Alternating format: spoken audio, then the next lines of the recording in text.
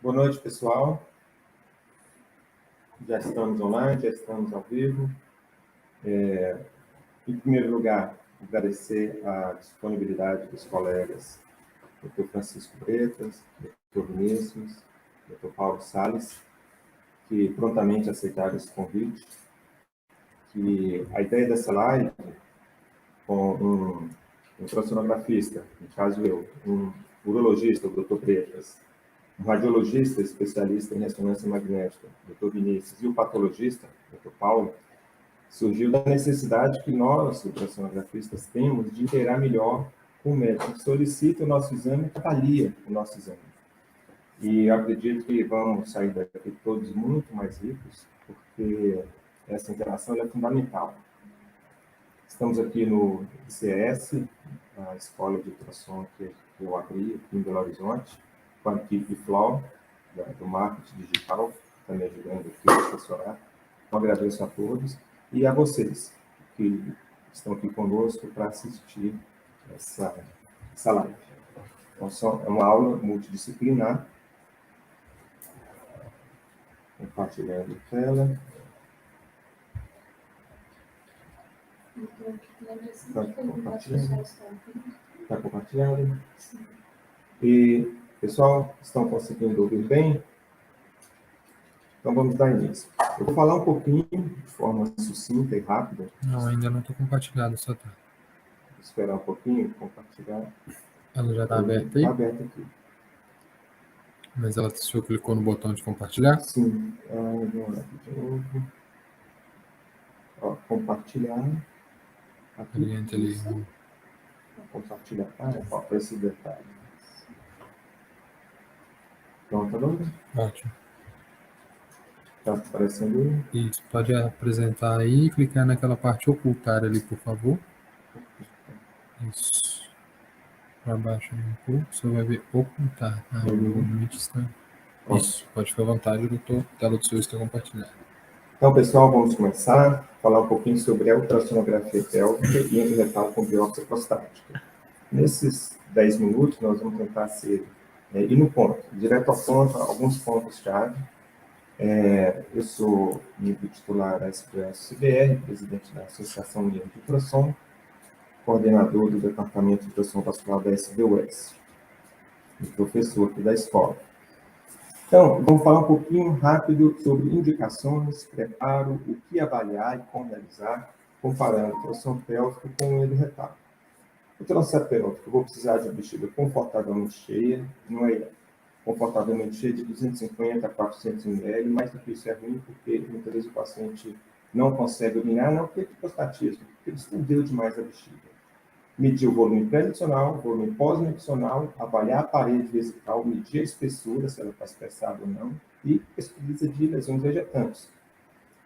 Conteúdo vesical, cálculos, debris, coágulos, avaliação da próstata, as dimensões, medir a próstata, calcular o IPP, que é o índice de protrusão prostático, isso tem relação direta com os sintomas, e a textura da próstata, avaliar também vesículas seminais. Às vezes conseguimos ver também no pélvico os ductos deferentes, mas nem sempre.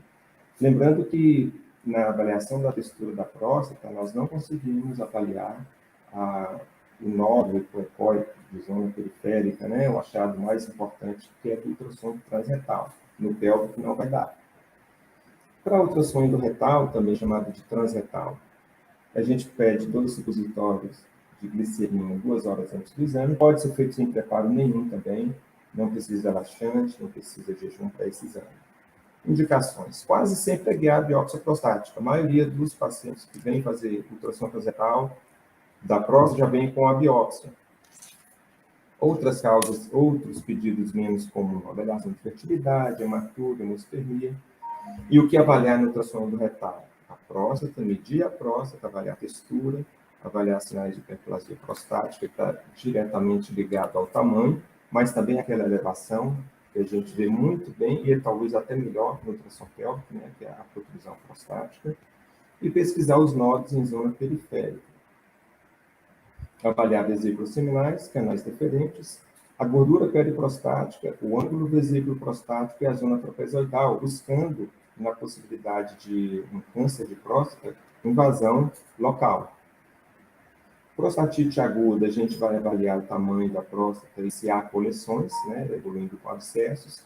E para prostatite crônica, os achados são inespecíficos. A gente não deve tentar realizar diagnóstico de prostatite crônica com ultrassom intraretal, porque os achados de textura heterogênea a gente acha em próstatas normais também. As biópsias prostáticas estão aumentando as solicitações. A gente cada dia faz mais biópsias. Isso talvez por aumento da longevidade, a população ficando mais velha, a sensibilidade elevada, mas a especificidade relativamente baixa de outros métodos. O PSA é muito sensível, mas a especificidade só com a biópsia, né, para chegar ao diagnóstico definitivo.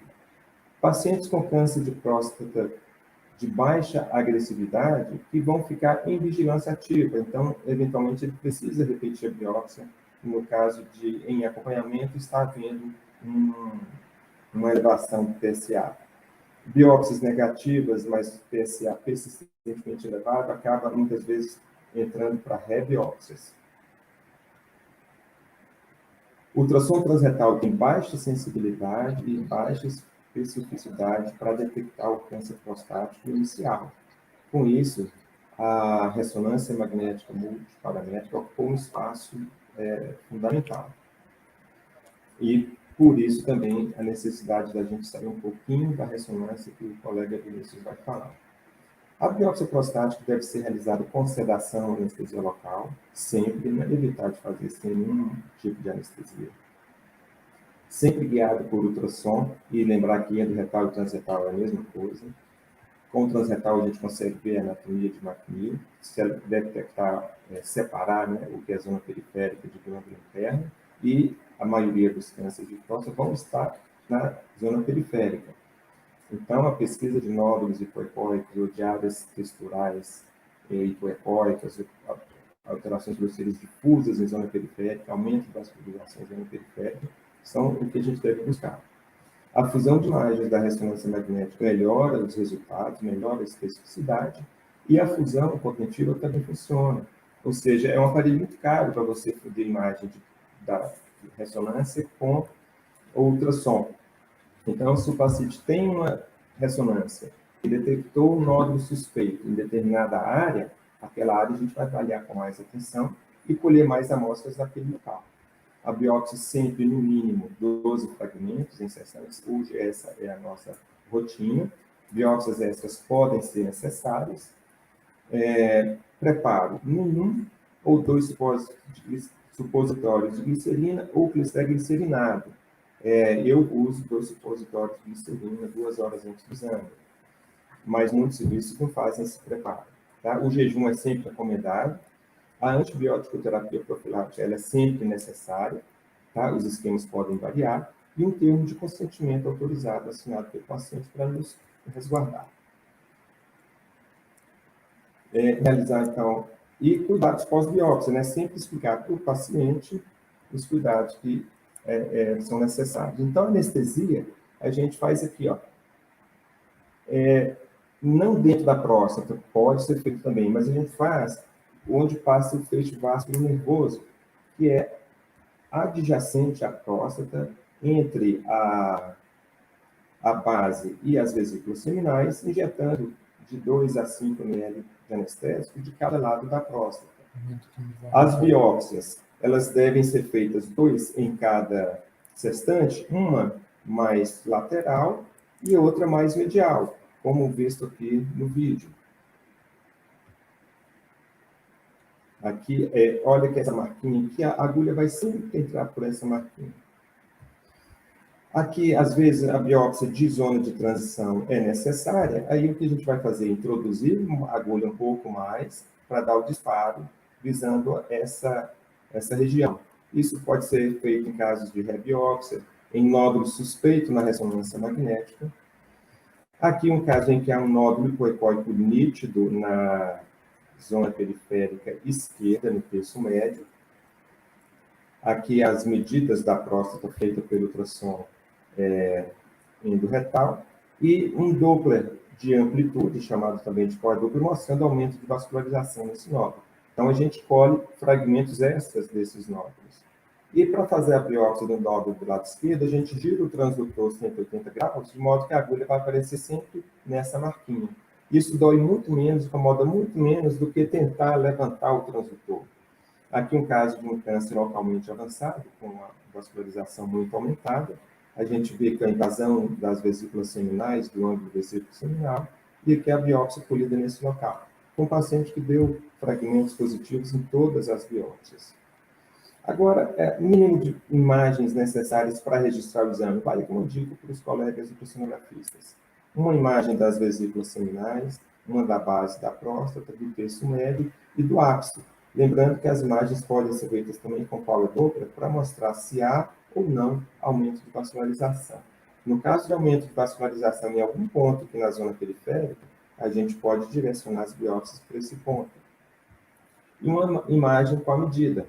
Olha que perfeição aqui, ó. Essa linha hipoecóica é chamada de cápsula cirúrgica, que separa direitinho aqui, ó, o que é a zona periférica, do que é aqui, ó, a glândula interna. Essa é uma próstata com aumento discreto de 32 de volume, 32 ml. No ultrassom pélvico, vamos ver que é um paciente de 40 anos, que veio fazer um exame de rotina, bexiga normal, uma imagem da próstata ampliada, mexendo na profundidade e no zoom, as dimensões da próstata, o corte transverso, o corte longitudinal, a gente mede o AP com o longitudinal, uma próstata com volume de 20 ml, uma próstata de tamanho normal. A medida do pré-miccional e do pós-miccional.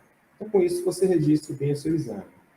Um outro caso aqui de um paciente de 67 anos, com hiperplasia prostática benigna, a imagem das vesículas seminais, o pré-miccional de 407 ml, a medida da próstata, uma próstata aumentada, o volume de 76 ml, aqui delimitando bem o que é a imagem exata da próstata, aqui é a vesícula seminal, uma imagem transversa, lembrar que o exame é dinâmico, né? Você vai fazer toda essa varredura, e aqui, ó, a medida do índice de protrusão prostática, a gente traça uma reta fechando aqui entre as paredes da bexiga, e essa outra reta, então, é o índice de protrusão, que deu aqui 18 milímetros de protrusão. É um grau 3, avançado, né? Até 5 milímetros é discreto, de 5 a 10 é moderado, acima de 10 é elevado. A medida da espessura da parede da bexiga, aqui as vesículas seminais, e aqui, ó, deu para ver separado das vesículas seminais os ductos deferentes. No pós-miccional, esse paciente apresentou 52 ml, então está discretamente aumentado. Deu mais de 20% do volume inicial. Agora, olha que interessante, esse paciente, no pós-miccional, eu consegui ver lesões vegetantes. Então, a bexiga ela tem que ser bem avaliada em toda a sua extensão. Não é só medir a parede e medir o resíduo. E quando a bexiga está muito distendida, isso aqui pode passar despercebido. Vou voltar a imagem aqui, ó, por quê? Muitos artefatos, ó, voltando às imagens, muitos artefatos na parede anterior da bexiga. A gente pode não conseguir ver.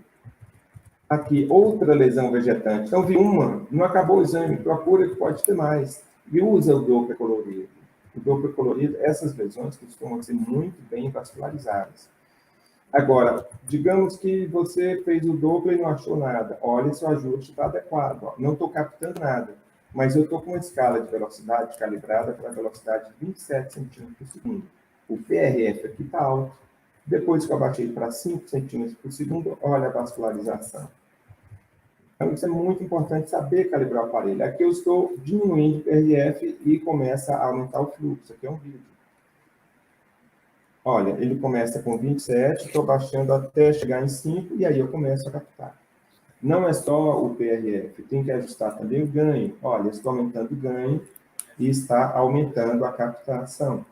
Aqui o PRF está moderado, está 11, mas olha, eu mexendo no ganho, aqui o aparelho vai registrando, ó, 68. O ganho está aumentando, ele estava em 50, ó, começou a aumentar, aí quando chegou em 62, ele começou a captar.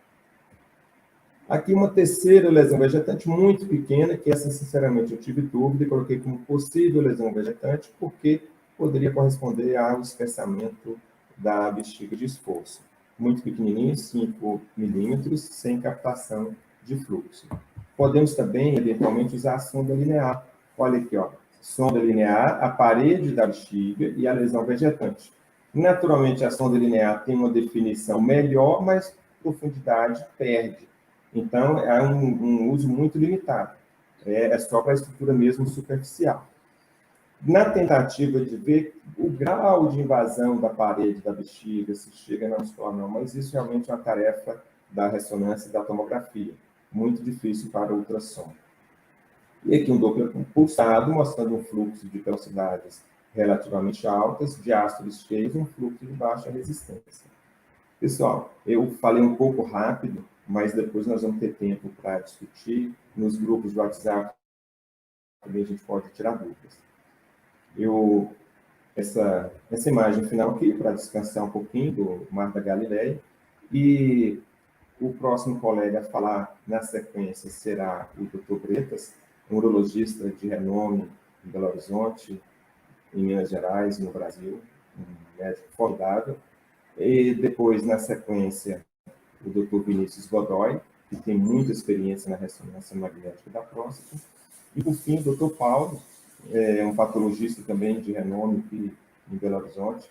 E essa interação, eu tenho certeza que vai ser muito rica para nós. Tenho certeza que as aulas dele e essas apresentações vão ser muito melhores que a minha, porque a maioria dos colegas que estão assistindo são ultrassonografistas e já sabem isso que eu falei. Talvez ainda não tenham entrado nessa área, mas a gente está à disposição para ajudar.